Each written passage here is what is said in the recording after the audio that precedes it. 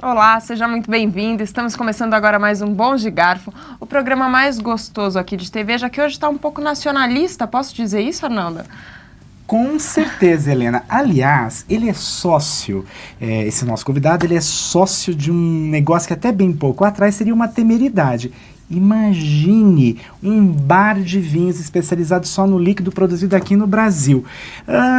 Por isso, não estranhe se você passar por lá e encontrar máquinas onde tem, por vezes, só vinhos de Minas Gerais, por exemplo, uma região super recente, né? É o serviço que tem por lá.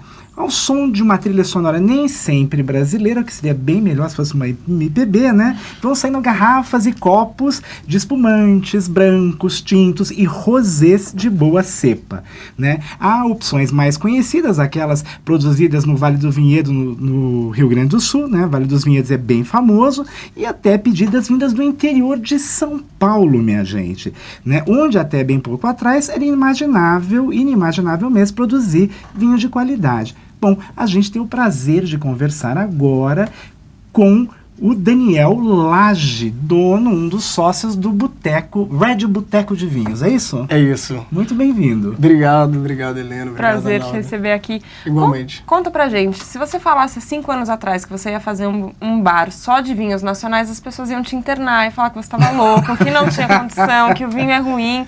Quando foi que a coisa começou a mudar? Quando vocês sentiram que dava pra bancar um negócio assim? Na verdade, a história começou há 3 anos atrás.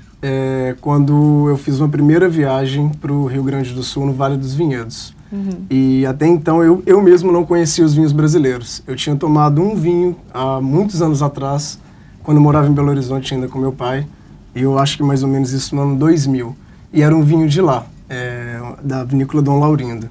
E eu entendi naquele momento lá atrás que tinha qualidade naquela garrafa. Mas durante todo esse tempo nunca mais eu me expus ao vinho brasileiro. E só depois, quando eu cheguei, agora em 2013, que eu tomei a decisão de, depois de ter feito já vários passeios por vinícolas em outros lugares do mundo, que aí eu tive a vontade e me perguntei por que eu não conheço o Brasil ainda. E já conheço Califórnia, conheço Santiago, conheço vales do interior do Chile, de Mendonça, da França, e não conhecia ainda nada nosso. E passado alguns anos depois da primeira viagem em 2013, então surgiu a ideia a gente se deu conta, eu com os meus sócios, que o mercado de vinhos brasileiros, ele sofria com um problema de distribuição. Era difícil encontrar. Os vinhos que eu tomava nas minhas viagens, que eu comecei a fazer todo ano 1, 2 viagens por vinícolas ou por regiões de vinhos no Brasil. E aí a gente se deu conta que era difícil comprar. Aqui em São Paulo, na maior cidade do país, a gente não conseguia achar com facilidade, tinha que comprar direto do produtor. Agora, é uma coisa curiosa, porque eu até conversava com a Helena, a gente foi visitar o bar e tal. Eu fui para a África do Sul e fiquei surpreso com uma coisa. Foi a primeira vez que eu fui alguns anos atrás, eu vi uma série dessas máquinas com vinhos nacionais. E é surpreendente você chegar no seu bar e ter vinhos brasileiros numa oferta tão grande. Aliás, vocês subiram recentemente de 70 para 140 rótulos, né? Exato. Como que foi isso? Como que é esse garimpo, enfim?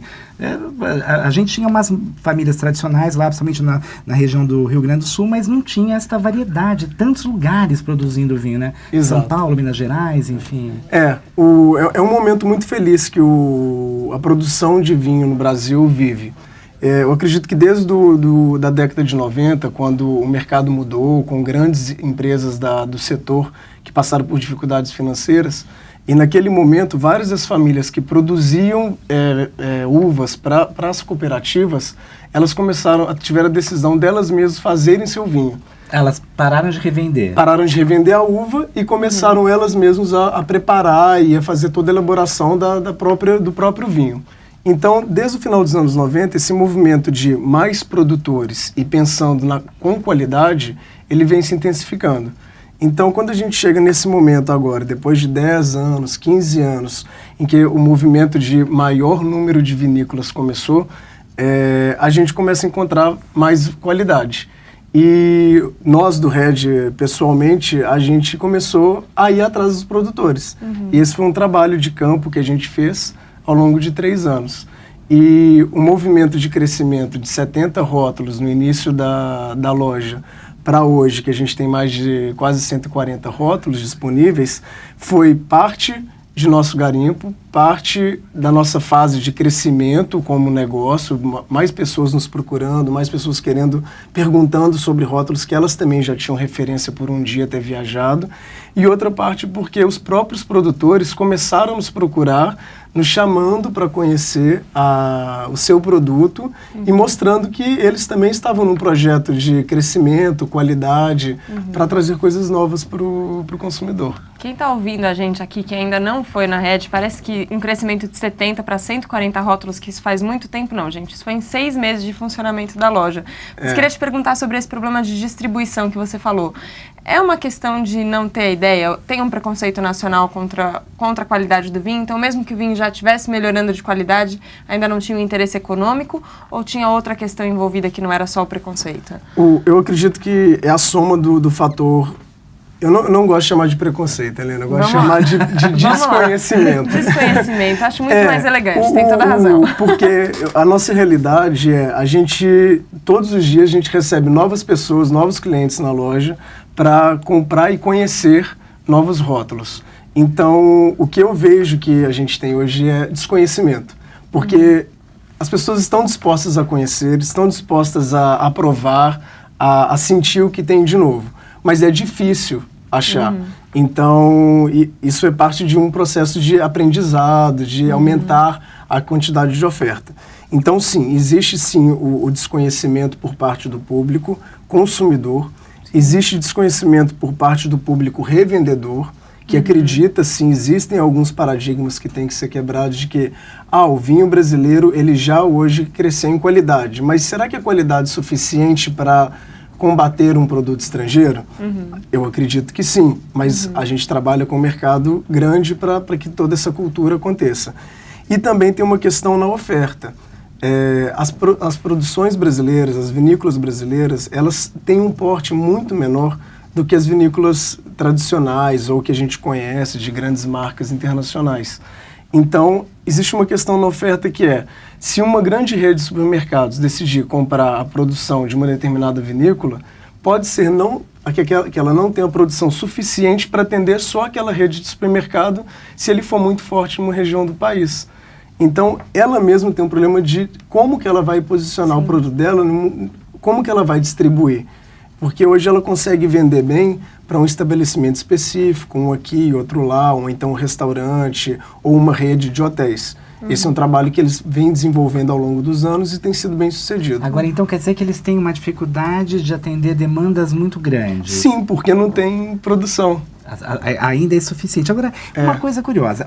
A gente notou na loja, que é uma loja boteco, super charmosa, como a Helena lembrou, novinha e tal.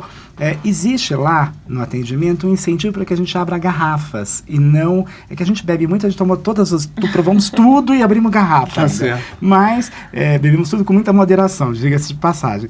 Mas aí, eu queria saber o seguinte, a taça eu achei que não é barata. Por que esse preço? A ideia da taça, ela veio até agora no momento mais recente do negócio. Que ela está gerando em torno de, completa em torno de 30 a 33, é isso? Isso, dependendo da garrafa, sim. O que a gente fez foi, a gente colocou o serviço de taça para gerar experiências para o consumidor.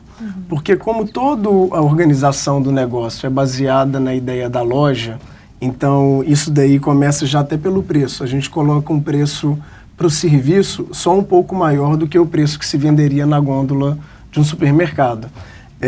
Então, a gente quer que a taça seja um momento de gerar experiência, um primeiro momento, um primeiro contato, ou então, como nesse momento estão lá vinhos de Minas Gerais, fazer uma experiência com 2, 3, 4 rótulos de Minas, entender o que aquele terroir tem para mostrar, talvez decidir qual que é a garrafa que realmente eu gostaria de provar ali no boteco ou levar para casa, e aí depois seguir a proposta da venda do estabelecimento. Então a gente posicionou ela não é exatamente realmente uma taça com o preço super baixo, mas ela é dentro de um preço igual de outros wine bars em São Paulo. A gente fez uma cotação de como que seria o preço de custo e o preço de revenda. Então, o serviço de taça está bem equiparado a um wine bar comum, ou mais tradicional, de rótulos internacionais. Mas refletindo depois no movimento de garrafas mesmo para a loja. Mas quem quiser experimentar pode pegar aquela taça também de 30 ml só para poder que provar mesmo. É a taça de degustação, exato. Só uma degustação, foi o que a gente fez. Queria que você contasse, você trouxe 2 vinhos aqui pra gente, contasse quais são eles, qual é a história e de que lugar também vem daqui do Brasil. Tá certo. Então, primeiro eu trouxe um espumante. Vamos servir? Vamos servir. Vamos. Esse espumante, ele é do Rio Grande do Sul. Aqui. Servir, Helena. Ó, vamos pegar na câmera aqui. Vamos lá.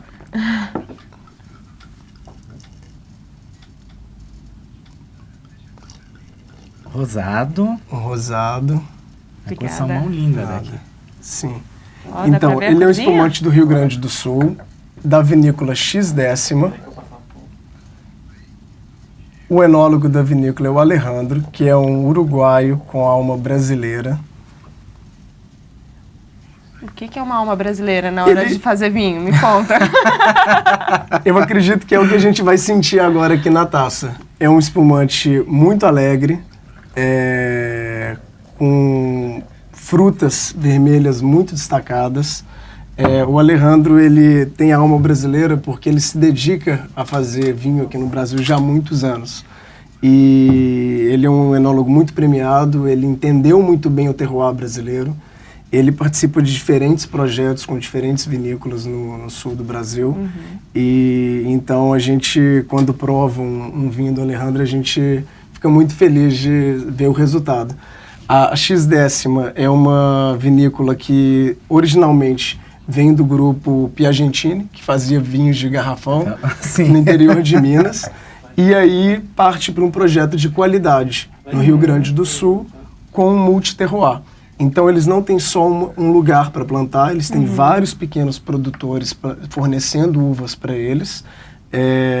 E a gente tem um espumante, que é o espumante jovem da vinícola, um espumante muito delicado, muito alegre, excelente para dias quentes como o de hoje que a gente tem. Muito firme na boca, o perlage dele muito agradável, termina muito bem. Então, vamos acho que saúde. É um momento de brinde. Tá certo. Momento de brinde, necessário. Saúde.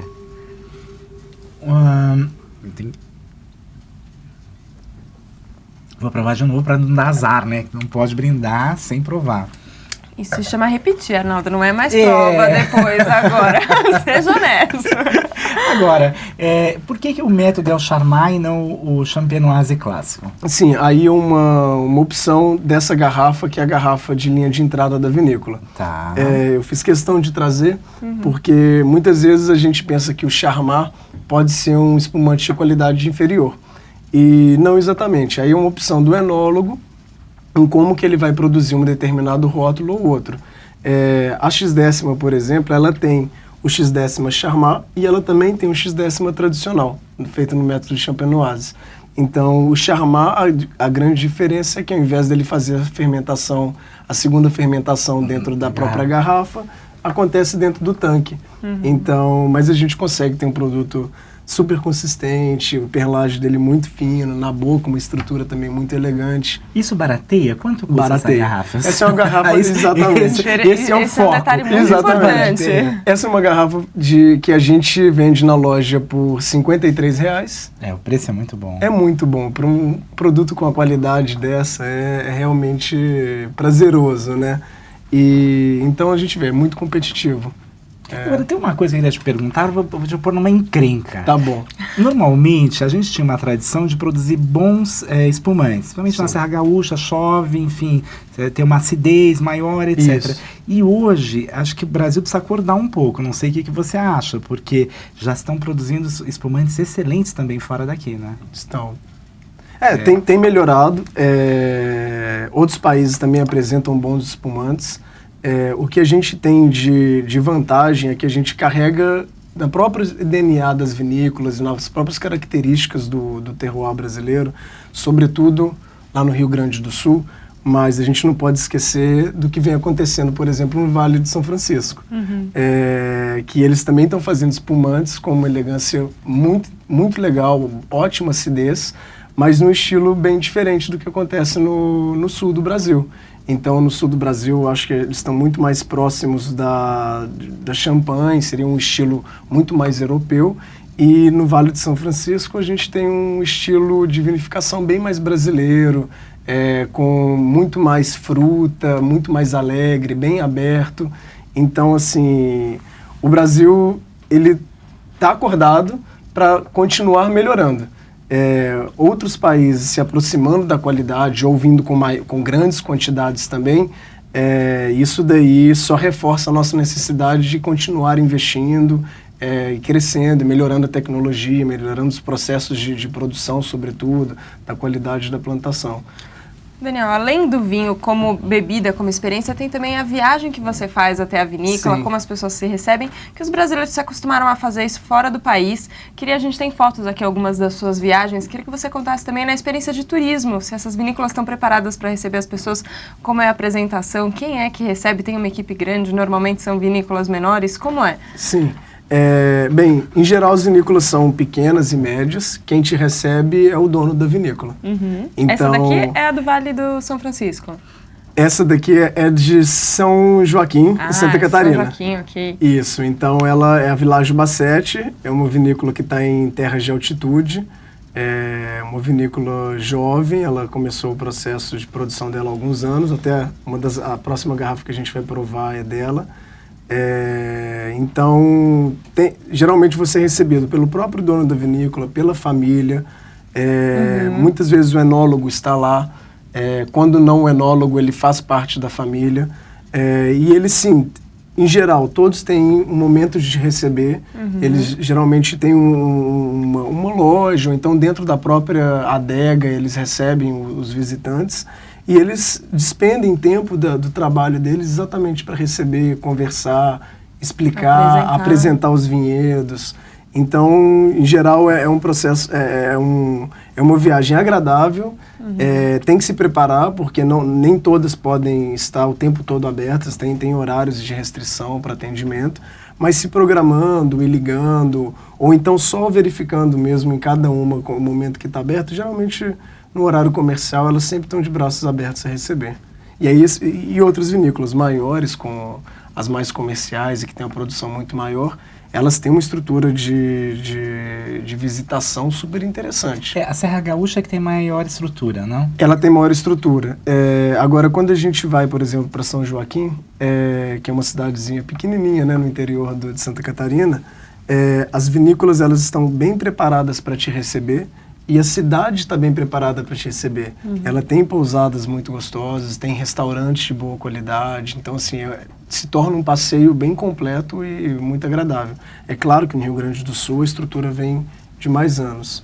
E outras vinícolas em regiões mais diferentes, como no interior de Minas, o próprio interior de São Paulo ou no Nordeste, aí eu acho que é um passeio mais focado mesmo. É um dia de passeio na vinícola para conhecer, e depois, se você for continuar no final de semana, pela região e explorando ao redor da cidade, da fazenda.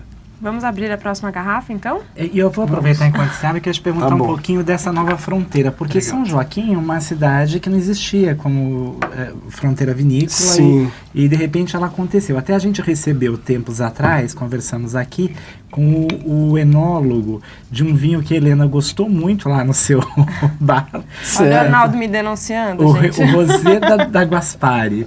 Sim. E o Gustavo esteve aqui com a gente, o enólogo da Guaspari. Sim. E ele falou que ele fez também os vinhos lá para Vila Francione, né? Que sim. Acho que é a primeira a ficar famosa aí nessa região, né? Existem muitas outras fronteiras. Como que tá isso?